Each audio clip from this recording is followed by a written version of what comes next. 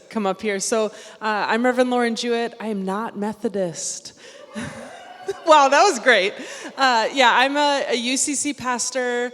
I have two half-time roles, one as Associate Conference Minister for the Northern California Nevada Conference of the United Church of Christ, where I serve as the Associate Conference Minister for Youth, Young Adults, and Education. And I also work half-time at a local congregation in the Bay Area doing youth ministry and community engagement. Last Summer Institute, I was a campus minister, so I could say that I still belonged with you all. And at that Summer Institute, we were beginning, UMCMA, I serve on the coordinating committee. They still allow me to be part of that cool club, despite not being Methodist or a campus minister anymore. But we were thinking about how campus ministry is inherently ecumenical, especially now. The youth and young, I was so used to saying students, and I've switched to youth, and I have to switch it back. But the students and the young people that we serve are often not super denominationally affiliated. And at the time, about 2 years ago, the Zoe Network for Progressive Campus Ministry was being born and is still in a bit of its infancy. But as a member of the coordinating committee and connected with Zoe, where Brian serves on our board, as now I do, which is why I'm making this introduction, I reached out and I said, I think that we should have a more formal connection between Zoe and UMCMA, because I think the work that we're doing is similar and convergent, and I think that we can resource each other's work better if we do it together, and that is kind of how some of this all came about. And in conversations with the Zoe board and with the UMCMA coordinating committee, and then with some of those folks together, we had the grand idea to ask Brian if he would be one of our keynote speakers at this conference, and he enthusiastically said yes, and we're so grateful for that. So Brian doesn't need an introduction, I don't think, but we're so glad to have him here, and really, really grateful that he's chosen to spend the next 2 days here with us and the work that we do. So with no more further ado, here's Brian.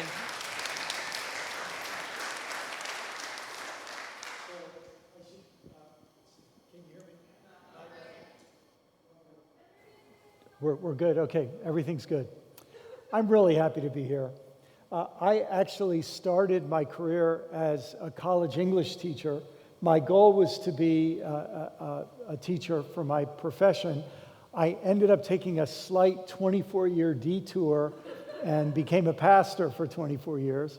But during that time, my church was just down the road from a couple universities, so we always had a tight connection to campus life and campus ministry.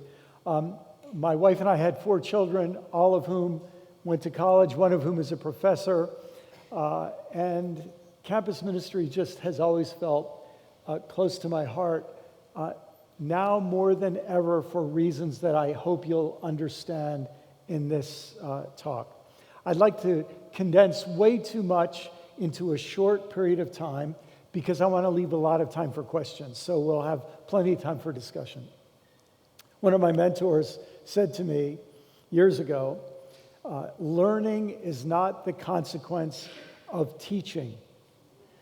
Learning is the consequence of thinking. So my goal is to stimulate your thinking. I don't care that much whether you agree with me. I might not agree with some of the things I'm about to say. I'm sure I could think of the other side of what I'm going to say too. But I want to make you think. And I'm going to try, and I'm not going to be tactful. I'm going to be very blunt. Partly because I'm getting so old, I don't have time to be tactful.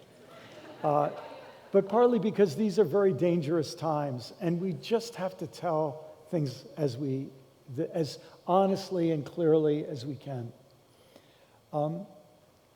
I think we're in times of deep, profound change. I think a world is crumbling, and the new world that will replace it has not yet been born. It's just in its very earliest embryonic stages. And that's terrifying in some ways and it's very exciting in other ways. And in this first talk, if we could have the first slide, and we're going to have to do a little dance with the slides here. If you could go one more, and then we'll come back to this one. But we're going to talk about courage and creativity when things are falling apart. And in this first talk, we're going to focus on courage, and in the next one, we're going to talk about creativity. Whenever you have courage in your title, it tells you we're going to talk about some things that are a little bit scary. But I don't want you to be scared. I want you to see this as preparing the way of great opportunity for creativity. But if we could go back to that poem, I'd like to begin with this poem. This is by Marie Howe. It's called The Maples. I asked the stand of maples behind the house, how should I live my life? They said, shh, shh, shh. How should I live, I asked, and the leaves seemed to ripple and gleam. A bird called from a branch in its own tongue, and from a branch across the yard another bird answered. A squirrel scrambled up a trunk, then along the length of a branch. Stand still, I thought. See how long you can bear that. Try to stand still, if only for a few moments, drinking light, breathing. I love that poem because I found myself having my breath taken away quite often. I mean, the stupidity of the leaders of the world now. There just are no words for it. It's craven, it's criminal, it's idiotic, it's idiocratic, if any of you have seen that movie, Idiocracy. When we need leaders, we're left with buffoons and fools and criminals and liars and children. And money is just running everything. You just keep peeling back more and more layers, and you find out that we say that God is almighty, but God looks like nothing compared to money in today's world. And I find myself, my breath is taken away. In 2017, I had an experience. You know, you don't expect to have these kinds of experiences after a certain age. But in 2017, I had introduced this couple who were both clergy, and then they fell in love and got married, and they were serving in Charlottesville, Virginia. And they called me, and I remember right where I was standing in my house, and they were both on the phone, and I thought they were going to tell me they were pregnant, for both of them to be on the phone, but they explained, Brian, you may not have heard this, but the Ku Klux Klan and some other white supremacist groups have been planning to take over Charlottesville, Virginia, stage a civil war, and make Charlottesville the capital of the new Confederacy. And they said there's going to be a big gathering of all the neo-Nazi white supremacist groups here in August, and we're trying to organize the clergy to have a counter demonstration and presence there. And what's really been interesting is we've gotten a lot of Jewish and Muslim clergy to come. And among Christian clergy, we've gotten a lot of clergy of color and women clergy to come. We're having a real hard time finding white male clergy to come and be part of this. They said it's going to be dangerous. There's going to be a lot of guns there. But we're calling it, would you be willing to try to come? And maybe try to encourage some other people to come. So I ended up being in Charlottesville, Virginia for that rally that many of you probably remember seeing on television and so on. I never thought in my life that I would see neo-Nazis walking down the street holding Nazi flags and chanting Nazi slogans. And of course, that was 2017. And then think of how many Heil Hitler salutes we've seen by the richest man in the world and so on in the years since. I mean, these are crazy, crazy times. And they take my breath away. And every once in a while, that's why this poem grabs me. I just want to go and I want to let the leaves ripple and gleam and preach to me a little bit. And I want the birds and the squirrels and just the quietness of the moment. The way the psalmist said it is, be still and know that God is in this moment. And so what I would like to invite us to do is to step into the quietness of that moment, to take ourselves out of the times for a little bit so that we can look at the times that we're in and try to grapple with them. If you could go to the next slide, please. And you're going to get tired of me saying this. But as I said, things are falling apart, and this is scary for us. But I think we need to understand that things like this have happened before many, many times. They just, for many of us, we're born in a period of relative stability. Probably my grandchildren, who are my youngest grandchild, it's her birthday today. She just turned 7. I don't know how that happened. And so my grandchildren are 7 to 15. And really, their whole childhood, climate change is a fact of life for them, you know. They've grown up in times with a lot less stability than I think a lot of us grew up with, a lot less assumptions about what is trustworthy. But these sort of things have happened before, many, many times. In fact, we're going to see these sort of things always happen. And Jesus taught this, but so did the Buddha. And I would like to, as a committed Christian, I would like to let the Buddha tell us about this through a current Buddhist teacher, Pema Chodron, amazing woman. Here's how she said it. We're going to come back to Jesus later. The essence of life is that it's challenging. Sometimes it is sweet, sometimes it is bitter. Sometimes your body tenses, sometimes it relaxes or opens. Sometimes you have a headache, and sometimes you feel 100% healthy. From an awakened perspective, trying to tie up all the loose ends and finally get it together is death. Because it involves rejecting a lot of your basic experience. There's something aggressive about that approach to life, trying to flatten out all the rough spots and imperfections into a nice, smooth ride. Next slide, please. She goes on to say, the essence of life, next slide, please. The first noble truth of the Buddha is that when we feel suffering, it doesn't mean that something is wrong. What a relief. Finally, somebody told the truth. Suffering is part of life. And we don't have to feel it's happening because we personally made the wrong move.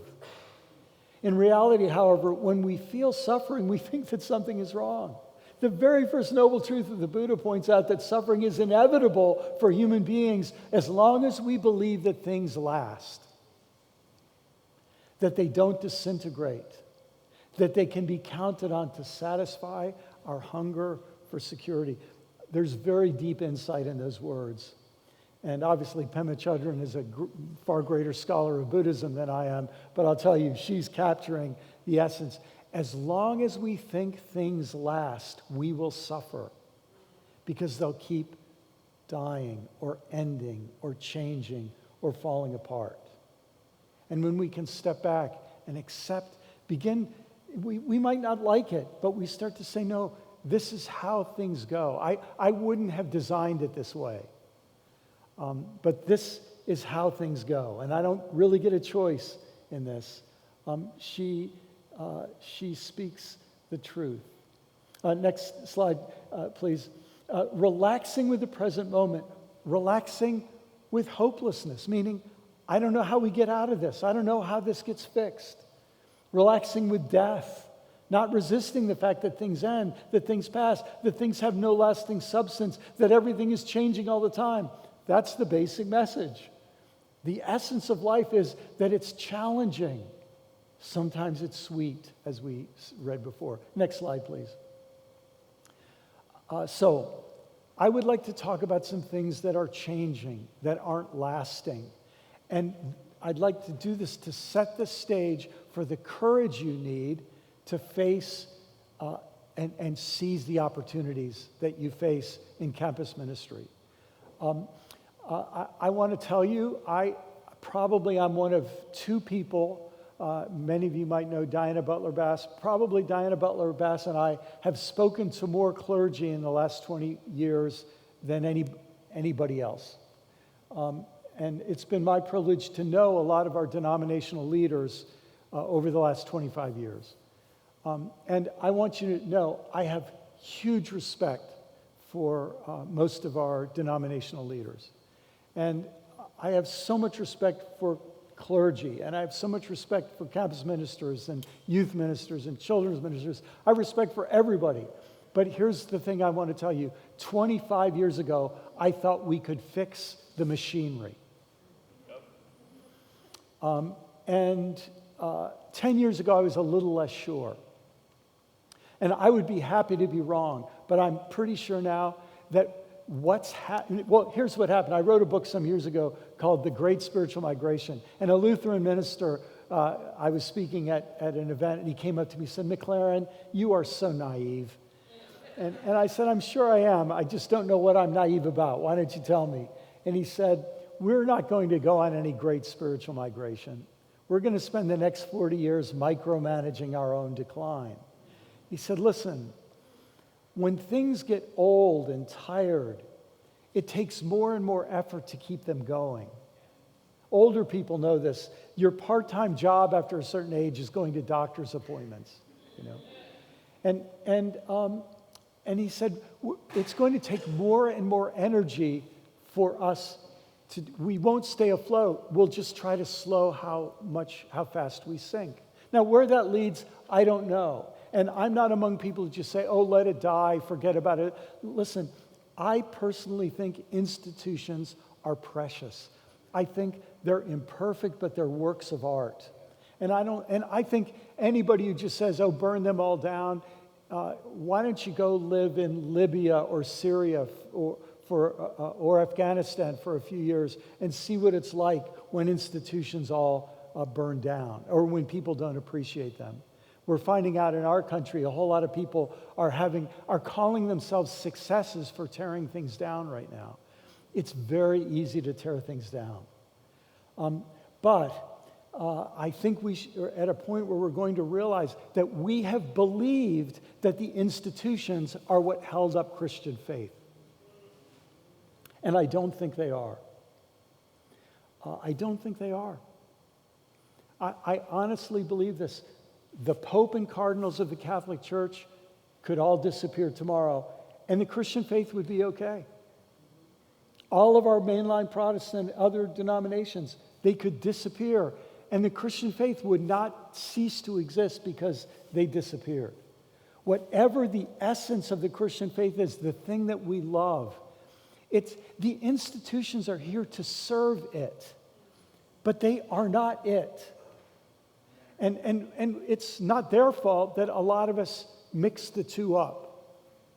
And this thing that we really love, you see, is it's more mysterious than that. And it embodies people.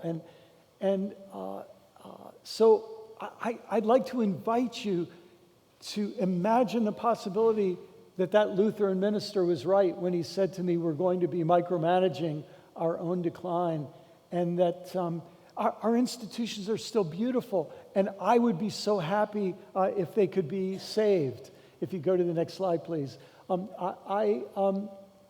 I believe that I hope we can rescue some of their best treasures, but I think it will be the people that rescue the treasures of the institutions and not the institutions that rescue the people, if that makes sense.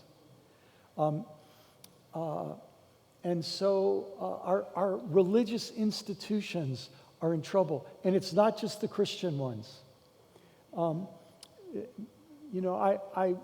have a couple of dear friends who are rabbis, and they represent a very ancient tradition, and because they're post-Holocaust rabbis, they know how much danger their tradition has been in. But when they look at what the state of Israel is doing to the essence of Judaism by the way they're treating the people of Gaza and Palestine in general, They feel that the greatest threat to their religion is their religion,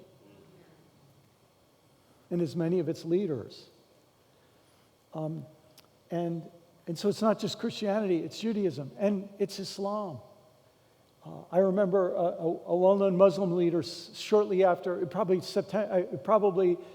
2003, 2004, he said, the Muslims of today have succeeded in doing something no generation of Muslims have ever done. They've made Islam ugly to the world. He was thinking of the violent terrorists within Islam. So it's across our religious traditions. Every religious tradition faces this, but it's not just our religious traditions. You all know this working in campus ministry, or most of you probably know it. It's also our educational institutions are in deep trouble. I mentioned I have a daughter who's a professor. She's a communications professor. The governor of her state has basically declared war against the liberal arts because the liberal arts produce woke people. And the liberal arts don't produce people who will work in technology, and which is where all the money is, and in industry, which is where all the money is. And so she and the governor of the state where I live, they do not like the educational system that attracted you all to work alongside of it. I grew up in a very fundamentalist religious setting, and it was not religion that opened my mind.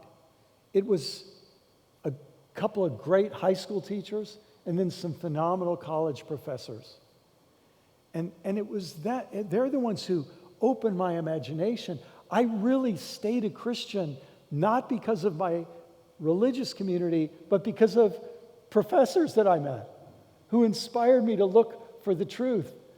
And so we have to understand our educational systems are really struggling. They're struggling on many levels, but you maybe, if you don't know any professors personally, I'll just tell you, professors who believe that what they do is important realize that only rich people can afford it.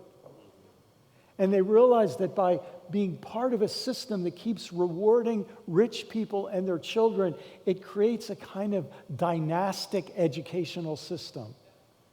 And they realized they didn't get into this because they wanted to be part of keeping the rich rich and keeping everybody else excluded.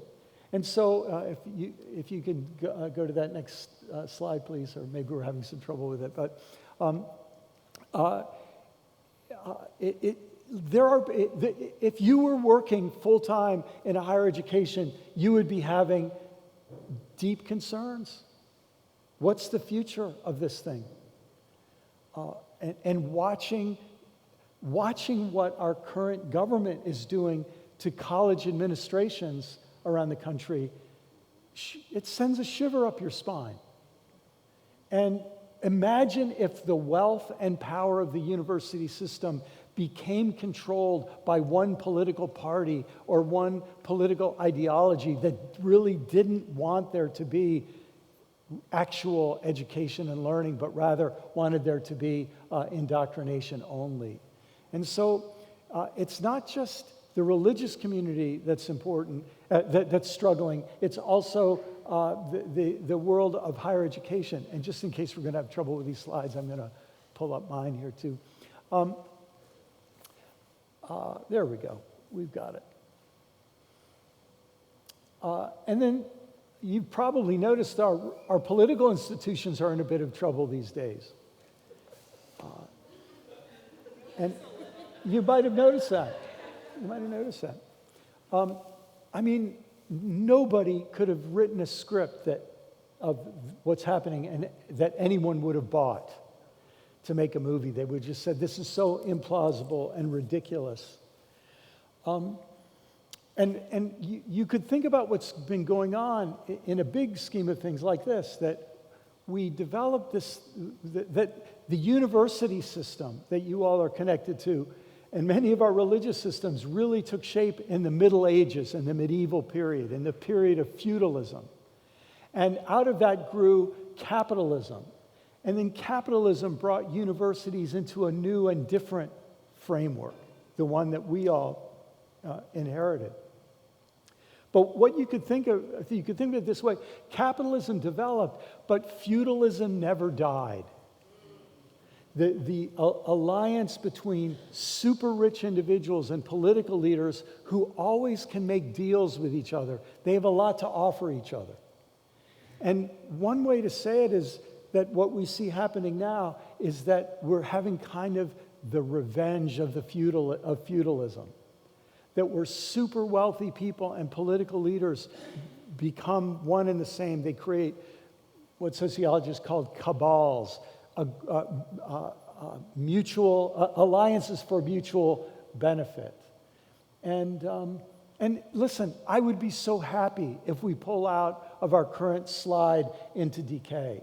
But I suspect that we're in the beginning of a long and inevitable transition that our political leaders do not understand or cannot cope with. And I would like to try to explain that to you in the next couple of minutes. Next slide, please.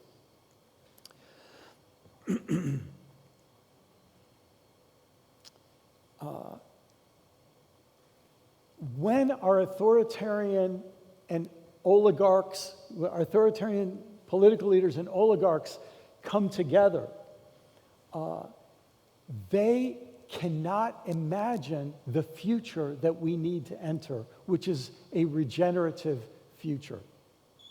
So for the last several centuries, the world has increased its overall human capital, its human wealth. We've done this by exploiting human labor and the resources of the earth.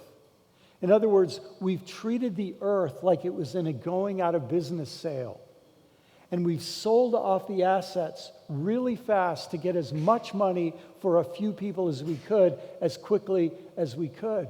And now we're at this point, we're at the end of that chapter, and we have to imagine taking care of the earth rather than exploiting it. Listen, here in Texas, you've had this horrible series of weather events.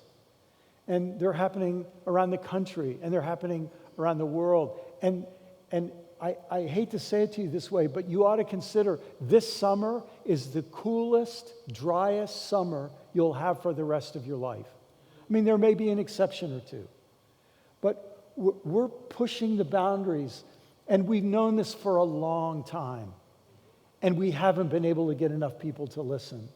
And so there are going to be consequences. And the authoritarian oligarchy, it's like they've been mentally deformed in some way so that they can't see what is increasingly obvious to the rest of us. I mean, you almost have to think that to be given $1 billion does permanent damage to your ability to see reality and think. I'm not trying to be funny. I actually think this is true. I think there must be some way that excessive wealth just deforms, it inhibits a person's ability to see and think. Next slide, please. And so when you put all of this together, then you realize that that same oligarchy that controls our politics also controls our education and our religion. I mean, this is the dirty secret. And I'm just telling you the truth, that the system of religion that we have in this country especially is a system that was created by wealthy people who funded religious institutions and in that way kept the religious institutions from saying things that the donors didn't want them to say and changing things that they didn't want them to change. I wish this weren't true. It's not 100% true, but 90% is enough. And there's an awful lot, and if you look at our history, you can't avoid it. And the Methodist Church is such an interesting example of this, like the Baptist Church and like the Presbyterian Church. In the time of the Civil War had to split so that one group of Methodist churches would never talk about slavery, and the other could. It was two different economic realities. They had to separate as denominations so that they could let the economics rule in the North and the South. I mean, it's true. What I'm telling you is true. And the power of money in our history is just so great. Next slide, please. You put all of that together. And what it means is that I think we're going to see a lot of things falling apart. They already are. And I know that that's scary.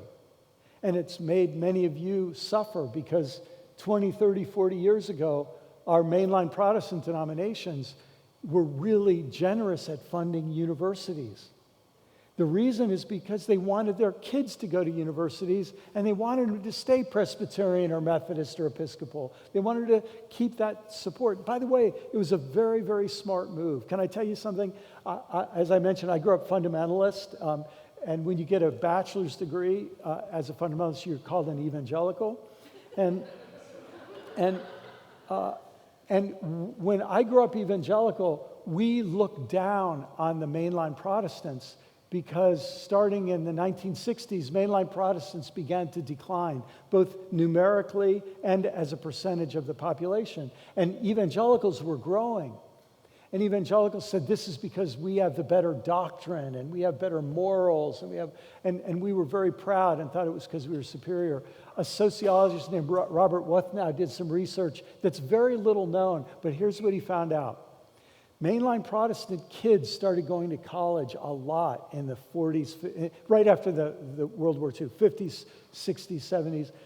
They started going to college a lot. Evangelicals, not so much. And here's what they found out. If you take a group of 100 Methodists and they all move to a different city, not all 100 of them will find a church in their new city. Let's say 85 of them will. And then you take those 85 and you have them move, not another time. Not all of them will find a church in their new city. So it might be down to 75. By just having them move 2 times, you might lose 25% of them. Just having people move reduces their stability and their church involvement. Well, what they found is that when you go to college, you move once, and after college, you move once. And you could explain all of mainline decline in the 60s, 70s, 80s, 90s by 2 moves of kids moving away to college and then moving after college. Let that sink in. Evangelicals didn't understand. They said it's because, we're superior doctrine or music or whatever else. And here's the irony. In the early 2000s, evangelicals reached the rate of college attendance that mainline Protestants had in the 60s and 70s, and their numbers started to decline. Now, I'm not saying it's the only reason, but statistically it explains that there are these forces at work across the Christian church, Catholic, Protestant, conservative, progressive, whatever. And this is tragic because it means that all that money that was being introduced in campus ministry, they won't have the money to do it anymore.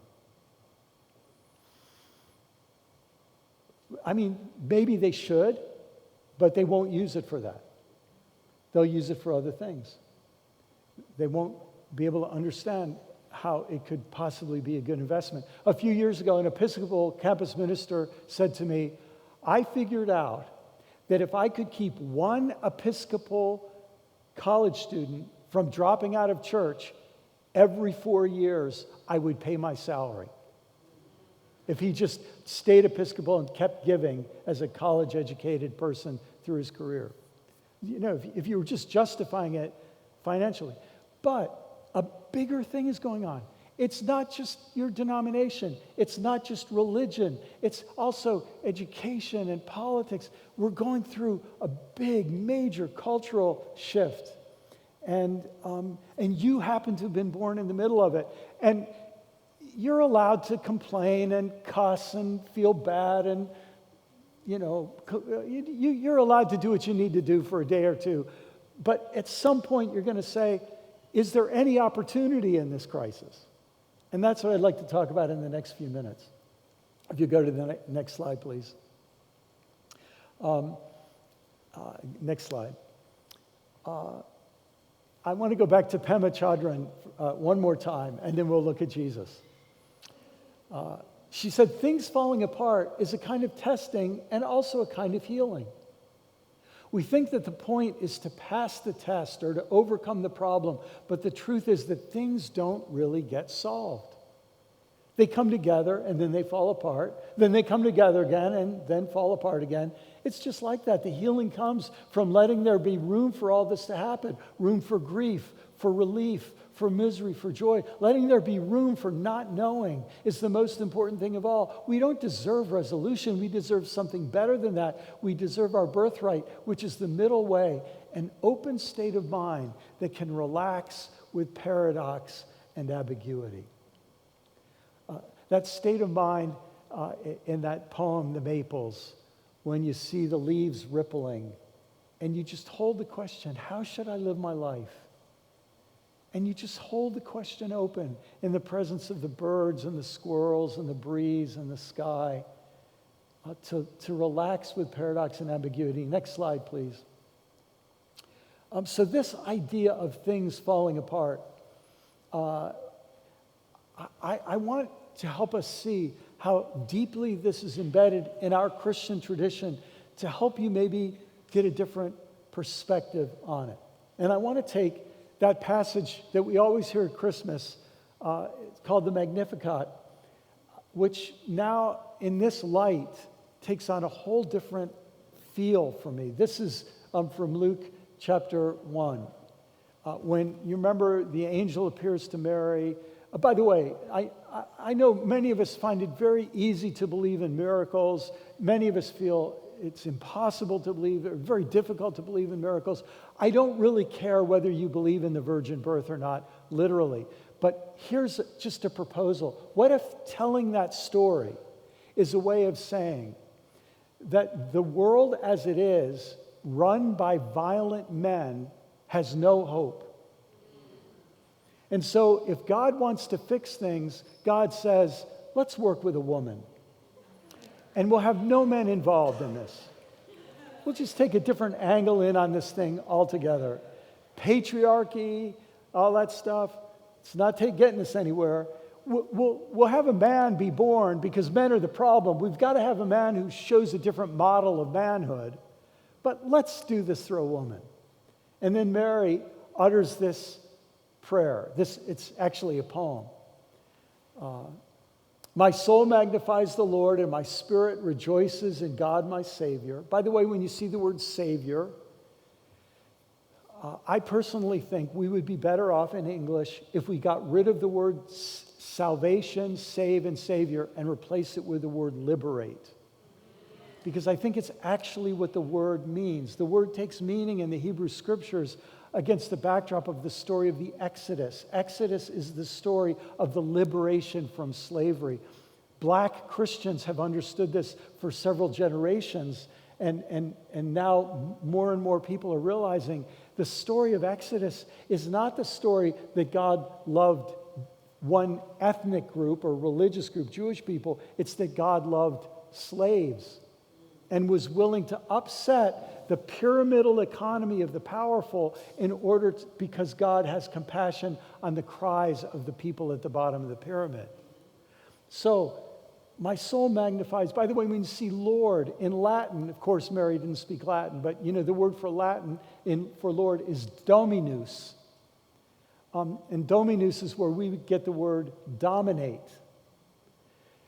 When you live under dictators and dominators and you call God the Lord and God is the one who liberates, you understand you aren't necessarily saying that God is a dominator. You're saying that God is the one who has more power than those who dominate you. So my soul magnifies the one who can liberate us from human domination. And my spirit rejoices in God, my liberator. For he, and you know, we could quarrel with the male pronoun. Let's stick with it for this point. I don't believe God is male, but because Mary is a young virgin woman in this story who is a woman without any of the status that patriarchy gives. She is not, doesn't have a man at this point, right? She's not in that position of male power. Maybe she's working with this male pronoun very purposely here, because the God who is helping her is the God who's subverting that kind of male power. For God has looked with favor on the lowly state of his servant. For God, servants are important, and the powerful not so much.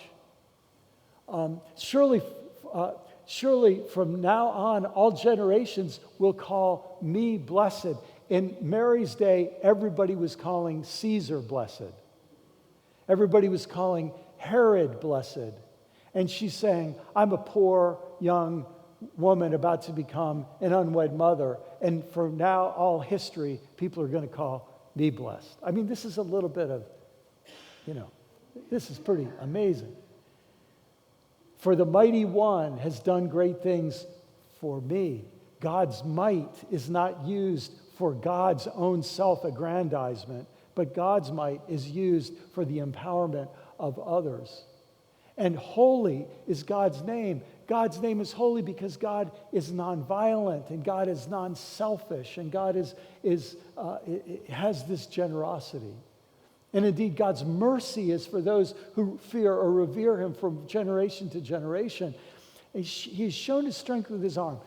Here is how God's going to demonstrate God's strength: by scattering the proud in the imagination of their hearts.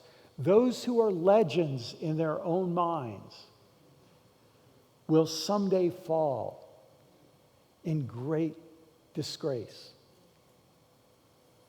And God has brought down the powerful from their thrones and lifted up the lowly.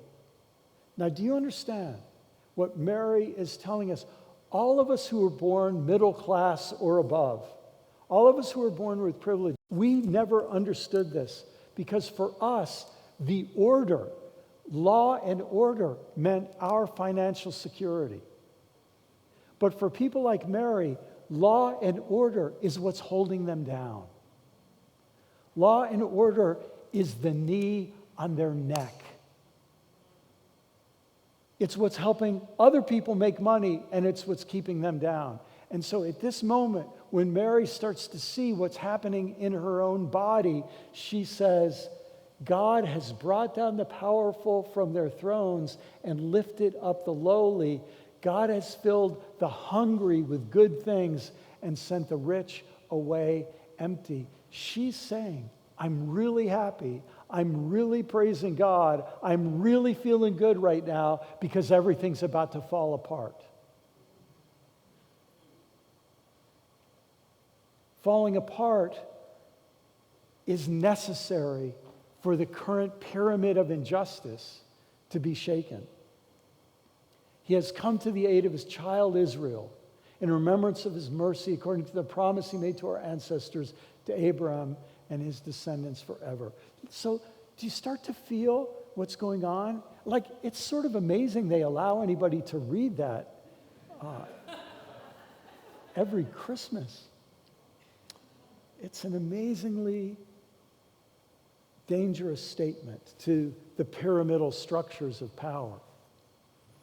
Just look at another passage real quickly. You're familiar with this, but from the Beatitudes, Jesus goes up he sees the crowds, he goes up on the mountain, he sits down, his disciples come to him, and he begins to speak. And here's what he says. First, blessed are the poor. By the way, Luke's gospel says, blessed are the poor, period. Matthew's gospel says, blessed are the poor in spirit. Unfortunately, we pay more attention to Matthew's gospel, and we misunderstand in spirit. What we make it sound like is, God's not talking about financial poverty. God's talking about spiritual poverty. And I've preached sermons like this. I'm so ashamed, but I've preached those sermons too. Listen, I'll tell you what poor in spirit means. If you're really sick and you're my friend and I can't come to visit you, I'll call you and I'll say, listen, I'm really sorry. I can't come, but I'm with you in spirit. What does that mean? My sympathies, my empathies, my heart is with you. So I don't think Matthew and Luke are saying two different things. I think they're talking about the poor, the same people Jesus' mom was just talking about. And what I think is the way Matthew's putting it here is blessed are the poor, and blessed are all who are in solidarity with the poor, who are in spirit with the poor, who care about the poor. They're the people who really get this thing. They get it. The kingdom of God, it's not the kingdom of God will be theirs. It is theirs. They've got it. See? It's the people who are at the top of the pyramid. They have other things, but kingdom of God, they don't get that. See? Blessed are those who mourn. The word mourn, and again, I preach these sermons too. God bless everyone who preaches this wrong. We're doing the best we can. But my guess is that mourn is a specific word. Mourn means how you feel when someone you love dies. And especially those who die because of violence. How do you gain power in this world?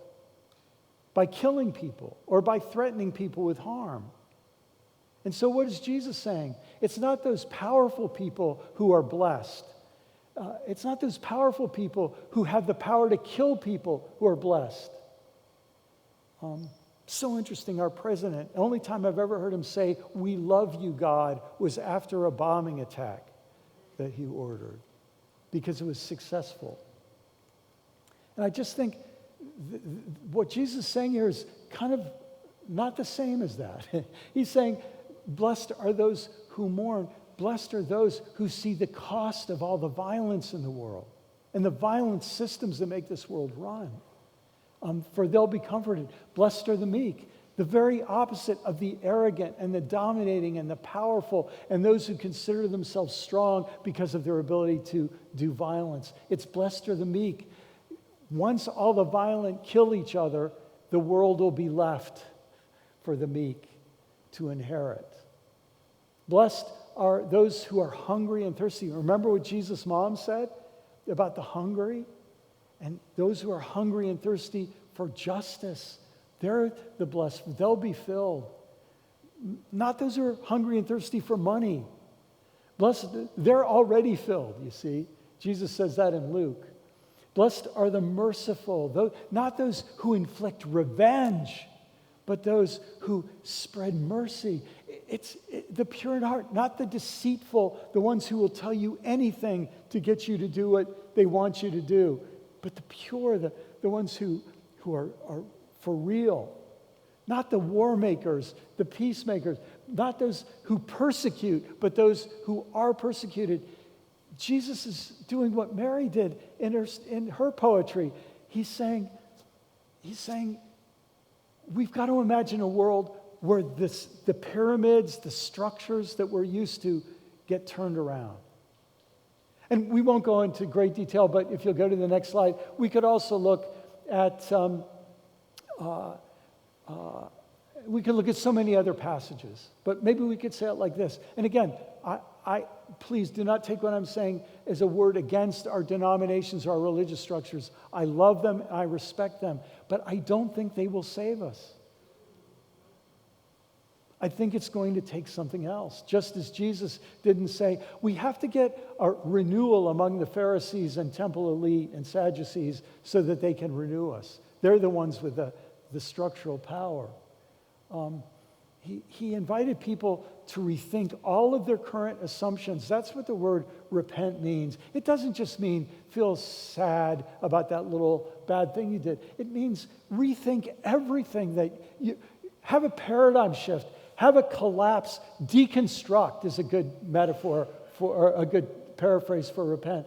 And then trust this good news that there is a new arrangement, a new kingdom, a whole new way that things could be. Things will fall apart, but there can be a new arrangement. And the new arrangement cannot come until what is currently in power can be shaken. Now, I do not say those words lightly.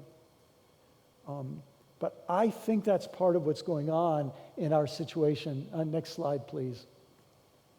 And in the next session that we have together, I'd like to talk about what I think might be helpful for all of you as campus ministers. To stop thinking of yourself as the campus outreach of the institution from which you come, but rather to think of yourselves as part of as movement leaders trying to build a grassroots student movement.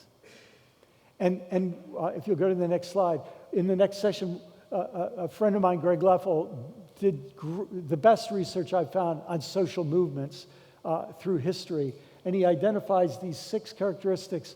And when I learned these from Greg, I went back and reread the Gospels, and I said, Jesus looks like a movement leader. And I wonder what could happen if at a time when our institutions aren't doing so well, instead of complaining about them or it's say, well, maybe this is what it takes for a spiritual movement to begin to grow, and that maybe people like you are in the place, maybe not all of you, some of you might not like this kind of work, but some of you might, your heart might rise within you when you hear about this to say, maybe we could become student organizers and spiritual leaders of this kind of spiritual movement. And one more slide, please. And that's why I think courage is worthwhile in a time like this. Courage so that instead of spending our time just being freaked out about all that's falling apart, we can be freaked out for a few days or weeks or even months, but eventually we process that, we let that go through us, and then we start to say, what's the opportunity that could be opening up? What could be being born? What could be being born? So let's have some discussion. We'll bring up some mics around now. And here's the way we'll do it. If you have a question or comment, you'll raise your hand, and we'll get the mic to you. And then as soon as you ask your question, raise your hand, and it's Edward, right? And you'll get Edward's attention. He'll bring the mic to the next person, and we'll keep things moving. So, and if you're nervous about asking the first question, we'll just skip it and go to the second question. So, yeah. I can do it. Get my steps in. Thank you. Could you talk about what you mean by regenerative future? Just to Say it again. Can you just talk a little bit what you mean by regenerative future? Yes. Yeah. So, the way our system works, now what I'm about to say, you're going to say, of course, how could it be any other way? That's exactly what I hope we'll imagine. But the way our system works is we suck out from the earth resources and turn them into money. So every generation, the earth is poorer because we suck out more resources than the earth can replenish. And not only that, we pump out more wastes than the earth can detoxify. So we impoverish the earth. And we have a group of people with enormous wealth and power at the top, and then we have masses of people down at the bottom, and their lives get harder and harder. The more wealth is produced, the harder their lives get. And when that's happening, the people are getting poorer. Now, absolutely, they may not be getting poorer. In other words, the poorest farmers in the world might now be making $700 a year rather than $400 a year, but it's harder to live in this world that's made more and more for rich people, right? So they're, like, for example, in India, for the last several decades, suicides among subsistence farmers have been skyrocketing. Subsistence farmers didn't used to kill themselves, but now life is getting harder. The world around them is changing so much. So in that way, people are being drained. And by the way, let's look at us. I mean, how many medications do we need to keep functioning, right? And I'm not saying that to make any of us feel guilty. I'm saying that to say we've created a way of life that's draining people and draining the earth. And we can only do that so long. And we have to imagine a way of life that's regenerative. It's not just sustainable, because if you're sustaining at an unsustainable level, that's not so good. You have to actually regenerate. And here's the challenge, though. If we see the need for a regenerative way of life, it might take 50 or 100 years to make real progress to get there. We've got to survive until then. So we have to learn regenerative ways of life for ourselves. I personally think that's what churches are for, to actually create regenerative communities. And when churches can't do that or aren't present, that's what campus ministries are for, creating little islands where people learn a regenerative way of life. I hope that helps. Yeah. So I was listening to you talk about Mary's Magnificat, and thinking about what you said about Charlottesville and how What I said about? what you said about Charlottesville, Yes. Virginia, and how women and clergy of color were there, Yeah. but it was the white male clergy who weren't showing up. And I think about how I've heard Mary's Magnificat explained the same way you've said it so many times by people of color, by theologians of color. So I was like, I've heard this before, but also I could tell for some people it was revolutionary to hear it for the first time. So my question for you is how do you get people who are refusing to listen? Like, did anyone come to Charlottesville with you? Did any other white male clergy come? And if they don't come, when do we leave them behind? Because I have shit to do. And I'm tired of texting my white male clergy friends so that they will do my job for me because the church doesn't trust me. Yeah, so tell me your first name again. My name is Jenny, and I identify as a non-binary person. Okay, thank you. So let me just say, sometimes the question says way more than the answer could. And what your question felt to me is that you're saying, you were asking me a question, but you were expressing fatigue and frustration and some legitimate anger. And then the question is, how long do we go? And in some ways, to me, I don't think I can say anything that's more eloquent than what you communicated in your question. And you, I think, put the right answer. At what point do we just keep going? Do we just leave them behind? And so I think what we do is we always want to invite people, and if they don't come, we just go on without them, right? And can I just say, as someone who didn't grow up in mainline Protestantism, there's something I love about mainline Protestant denominations, but I also worry about it. And here's what it is.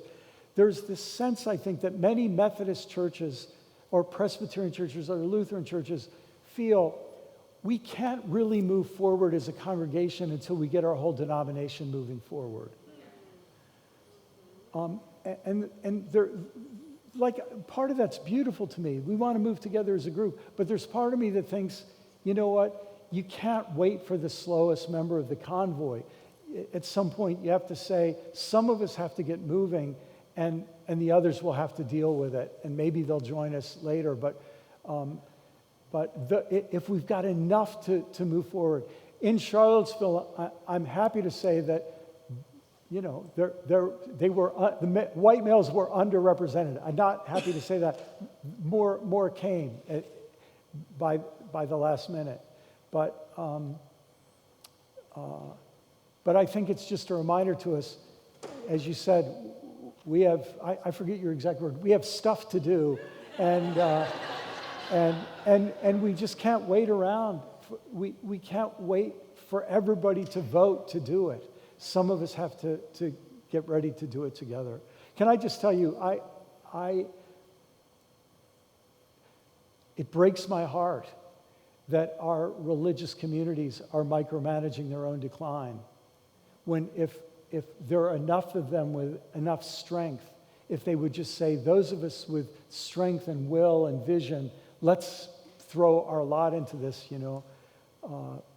maybe it'll happen. Maybe it'll happen. I wish, like many other things, I wish it would have happened 25 years ago. Maybe it'll happen next year. But things aren't bad enough yet for more people to get moving. Next question, yes. Hi, I'm Lucy. Hi, Lucy.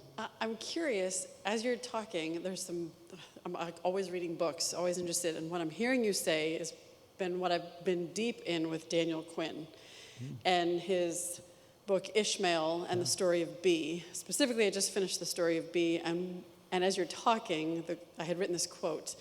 And so I'm curious if there's been an influential author, writer, somebody in your life that has gotten to you to understand some of this that you're sharing with us. So the quote is, "Evidently, it isn't just the history of the world that the victors get to write. It's the theology of the world as well." So I'm curious as to, A, if you've read Daniel Quinn's work, which is phenomenal, but also who has influenced a lot of your work that has gotten you to this point of thinking? Yes, well, thank you for that question. And it's for those of you who aren't familiar, there's a writer named Daniel Quinn, and he wrote a book called Ishmael in, was it 80s? Or? Yeah, so, he wrote a trilogy of books that tried to give people a sense of macro history, the big arc of history, what's been going on. And Daniel Quinn was one of the first writers when Ishmael first came out. I read that book, and here's what happened to me as a preacher. I thought, this guy understands the book of Genesis better than any theologian I've ever read, right? And because he was reading Genesis as indigenous literary artifacts. And so that started my journey. And there have been many, many others. I can't help but think of Walter Brueggemann, who just passed away recently, who many of you, I'm sure, studied in seminary and have read his amazing books. Walter was a person who saw these things and articulated them very powerfully. But what's happened to me, I wrote a book that came out last year called Life After Doom, which is about the global polycrisis that involves the different crises we talked about today. And in writing that book, I went back to that idea that hit me when I read Daniel Quinn, which was that Daniel Quinn saw Genesis as indigenous literature. And I wrote a couple chapters in that book about reading the Bible as indigenous literature. And one of the things that's helped me greatly in that are indigenous theologians like Randy Woodley and Richard Twiss and many others. So, yeah, thanks. We've got... So yeah.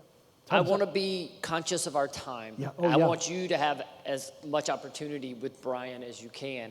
We have workshops in about 15 minutes. So I think I'm going to stop us. Yeah, and let's say a word of thanks for Brian. Thank you. And we'll have more time for questions in the next session.